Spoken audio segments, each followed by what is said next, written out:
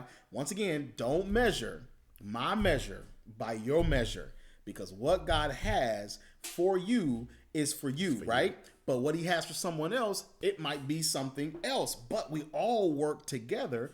But hey, there are measures. There are measures. So Ephesians 4:11-12 says, and he gave some apostles and some prophets and some evangelists and some pastors and teachers for the perfecting of the saints, for the work of the ministry, for the edifying, the building up of the body of Christ.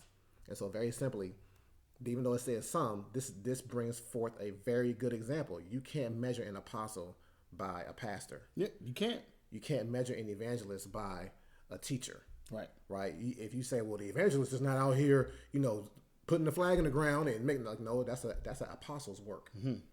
And so, of course, if you do that, the danger in doing that is you're always going to shortcome. You're always going to put that person at a shortfall, at a disadvantage, because you're like, they're not doing all that they could be doing because they're not doing the measure of somebody else. And if that person begins to hear that and doesn't know the word, then now they're going to look at themselves as less.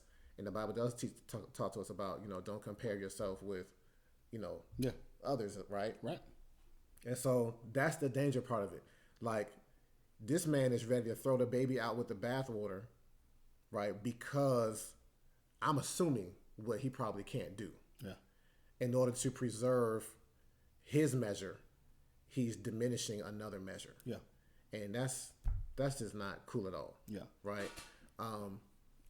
At any given moment, when you're taught correctly, these gifts can be manifest in your life. But the minute you begin to project someone else's measure on what someone else is doing, like I just keep hearing diminishing returns. Yeah.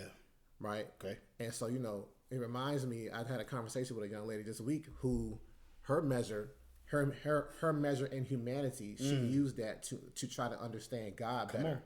And I was like, ooh, I don't know if that's going to work well for you, because she was like, hey, I project my humanity on God, and for me, it helps me understand why she sees him as somebody who is angry at her, someone who is not forgiving of her sins, and the reason why is because she don't want to forgive people when they cross her, and she's like, well, if I'm not going to forgive when somebody does X, Y, and Z, then I understand now why God is not forgiving of me. And I'm like, ooh, you do err though, because God is forgiving of you, but because you've tried to understand him by human measures, now you walking around like, well, he can't be this forgiving because I'm not. Right.